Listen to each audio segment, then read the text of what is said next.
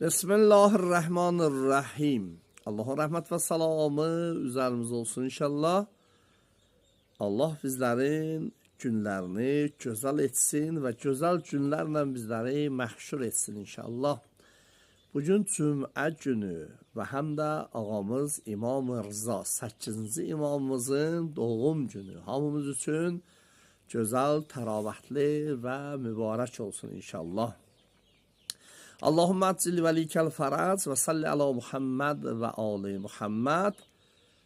Bugün elə bir gündür ki, ağamız İmam-ı Zaman əleyhissalama dua etmək günüdür. Ən gözəl ibadət İmam-ı Zaman əleyhissalamın zuhurunun tez olması üçün edilən duadır. Allahümme salli ala Muhammedin və ali Muhammed. Bu gözəl kəlamı 1000 dəfə deməşlik daha gözəldir ki, ən azından bir neçə dəfə deyək, gücümüz nəyə çatırsa, inşallah ki, salavatı çox deyək. Amma ağamız İmam-ı Rıza əleyhissalam hicrətin 148-ci ilində Zilqədə ayının 11-də dünyaya göz açıb və İmam Rıza əleyhissalamın məqamı Tus vilayətində, yəni indiki Məşəd vilayətindədir. Allah o gözəl ağamızın ziyarətini bizlərə nəsib etsin inşallah. Bugünkü mövzumuz budur ki, ağanın gözəl sifətlərini siz qardaş bacılara izah edək. Yəni ağamız o qədər təravətli bir ağa olubdur ki, ravilər nəql edirlər ki, ağanın gözəl ədəb sifətləri olub ki, onları inşallah ki, siz qardaşların, bacıların xidmətinə ərz edirəm. Ravi nəql eləyir ki, İmam Rıza əleyhissalam dili ilə heç kəsi incitməzmiş. Yəni İmam Rıza əleyhissalam heç vaxt dili ilə kimisə incitməzdi. İkinci, heç vaxt kiminsə sözünü qət etməzdi. Yəni bir nəfər, iki nəfər söhbət edəndə İmam Rıza əleyhissalam heç vaxt onların sözünü qət etməzmiş. O bəziləri var görürsən deyir ki, sözü şəkərlə kəsirəm. Sözü balaları toyunda kəsirəm. Qardaş, şəkər odur ki, elə, diqqət elə. Söhbət qutarandan sonra söhbətə müdaxilə elə, daxil ol. Yəni, deyirlər ki, İmam Rıza əleyhissalam heç vaxt kiminsə sözünü qət eləməzmiş, hər vaxt gözləyərmiş. Üçüncü, heç kəsi rədd etməzmiş. Yəni, ağanın qapısına hər kəs, hər nə hacət üçün gələrmiş. Gücü çatdığı qədər o adamı qapıdan hacətsiz yola salmazmış.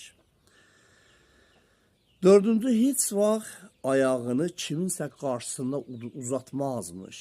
Yəni, bəzi insanlar var, görürsən, hətta evdə övladlar ata-ananın qarşısında ayağını uzadır, ehtiramsızlıq edir. Deyirlər, ağa heç vaxt heç kəsin qabağında, nə böyük, nə kiçiyin qarşısında ayağını uzatmazmış. Beşinci, heç vaxt təkyə etməzmiş. Yəni, bir yerə söykənməzmiş. Bəzi insanlar var, görürsən, tifara söykənir. Bəzi insanlar var, görürsən, yastığa təkyə edir. Heç vaxt ağa heç nəyə söykənməzmiş. Hətta buyururlar ki, Ayətullah Xonsari bir yerə gəndə düz ortada oturarmış. Yəni, evdə olsun, məsciddə olsun, bir mərəkədə olsaymış, orada ortada oturarmış. Yəni, heç bir şeyə söykənməzmiş. İmam heç vaxt söyüş etməzmiş. Yəni, həm qulamlarına, həm kənizlərinə heç vaxt söyüş etməzmiş. İmam heç vaxt ağız suyunu eşiyə atmazmış. Yəni, bəzi insanlar var, görürsən, hara gəldi yolun ortası, məclis, ağzının suyunu görürsən, atır eşiyə. Və ədəbsizlikdir. İmam yəni bunu heç vaxt etməzmiş. Dəsmalla, ya kağızla, ağız suyunu alarmış, sonra lazım olan yerlərə atarmış. İmam heç vaxt qəhqəhlə gülməzmiş. İmam həmişə təbəssüm edərmiş. Ravi deyir ki, mən heç vaxt imamın qəhqəhlə gülməyini eşitmədim. 9-cu sifət, ən gözəl sifətlərindən biri buyurmuş ki, ağa evdə olan bütün mehdərlərini, evdə olan bütün qulamlarını, kənizlərini hamısını süfrə başına yığarmış. Yəni, onlarsız süfrə başında oturmazmış. Bəzən qonşularda olan o kasıb, imkansız adamlarda dəvət edərmiş o süfrənin başında oturtturarmış. 10-cu, gecələr ağa az yatarmış. Gecənin çox hissəsini ağa ibadət edərmiş. 11-ci, çox gecələri əhya saxlayarmış, yəni oyaq qalarmış. 12-ci, oruc çox tutarmış.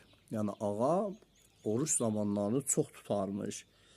13-cü, hər ayın 3 gününü ağa oruc olarmış. 14, ağa çoxlu xeyir işlər görərmiş, sədəqə çox verərmiş. 15-ci, sədəqəni gecə vaxtı verərmiş. Yəni günü sədəqə verməzmiş ki, heç şəxs görməsin.